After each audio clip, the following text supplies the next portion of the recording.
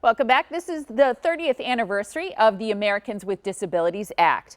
During this time, we've come a long way, but there's still a lot to be done. Becky Curran Kekula is a motivational speaker and advocate for inclusion everywhere. Hi, Becky. Hi, it's so great to see you. It's good to see you too. How are you doing? I'm great, just hanging in there. Yep, I think that's true for a lot of us. So let's talk a little bit, because I want to be specific about what employers can do to consider hiring someone with a disability. So could you give us 3 things that they could think about doing in order to make that happen? Absolutely. I think one of the biggest pieces is get out of your own way and just do it.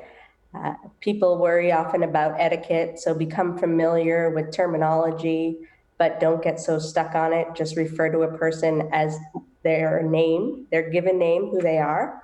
A big piece of being welcoming in your workplace is offering to make an accommodation, whether it's the application process, the interview process, once someone's onboarded, and then provide mentorship opportunities. We're often celebrating new hires with disabilities. The numbers continue to grow, and we don't celebrate enough putting people in high level positions at companies. And they have that capability as well if they get the support, mentorship, and constructive feedback that they need to learn and grow.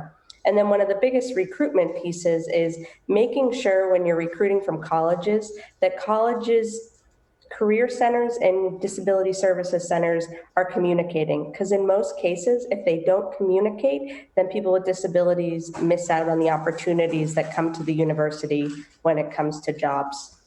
One of the things you mentioned is accommodations. And I know the way that the law reads, it says something about reasonable job accommodations for people with disabilities. What's an example of something, perhaps in the interview process, might be a reasonable accommodation that an employer could use in order to make it more likely that someone with a disability would be hired?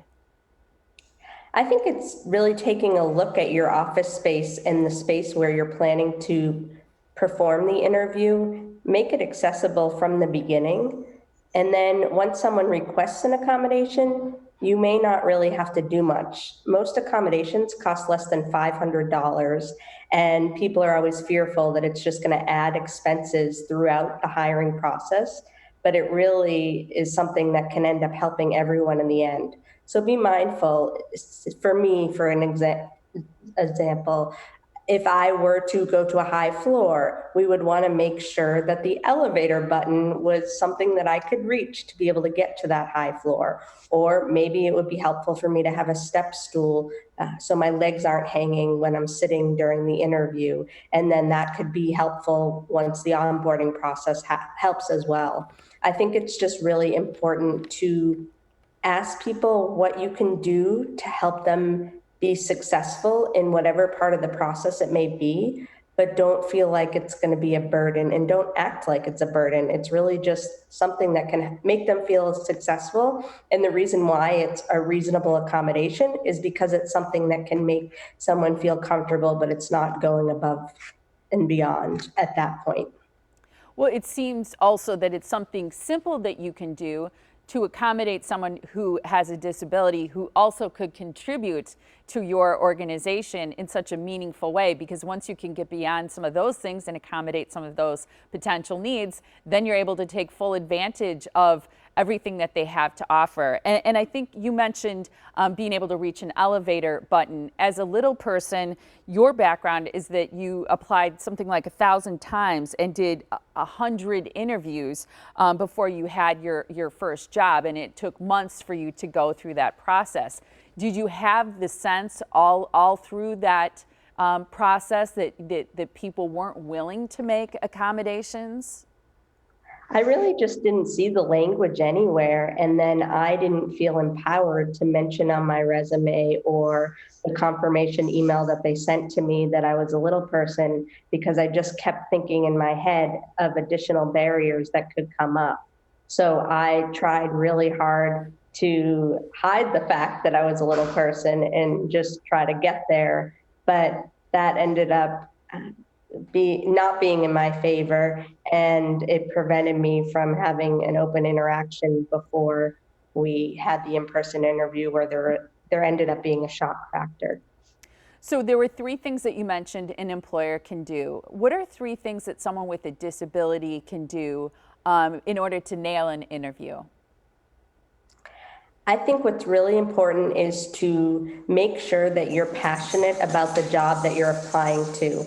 Also, make sure that you feel empowered to do the job that you're applying to, and then just go and give it your all and hope that any elephant that may be in the room in the beginning of the process will go away once you prove that you are capable. You and I have talked about something that neuroscientists have identified, and that is the social pain of exclusion. And I think that's why it's so important for us to understand, all of us, that when it comes to including people, it's not a question of tolerating people or putting up with people, but it's more that sense of welcoming someone, making them feel that they belong, and engaging people. Because you mentioned mentorship. That's a wonderful way for people with differences to engage with one another. Absolutely, and constructive feedback is so important. Don't think that you can't give someone constructive feedback just because they have a disability. It will end up helping them learn and grow in the future. And ask questions, don't make assumptions. I think you'll be surprised at how few accommodations people ask for to be successful on the job. And we like to call them productivity tools that help someone become successful on the job. I like that, productivity tools. It was so great talking to you, Becky. As always, we appreciate your time, and I think it's so important that we set the vision for the next 30 years moving beyond this point and the work we've done to this point. So thank you again. Well, thank you for having me. And just remember to include and continue to educate yourself on the disability community and all that we can contribute to society. Love it. Thanks again, Becky. Thank you. Absolutely. We saw some video of Becky doing some motivational speaking. You can learn more about her and her mission by going to beckymotivates.com.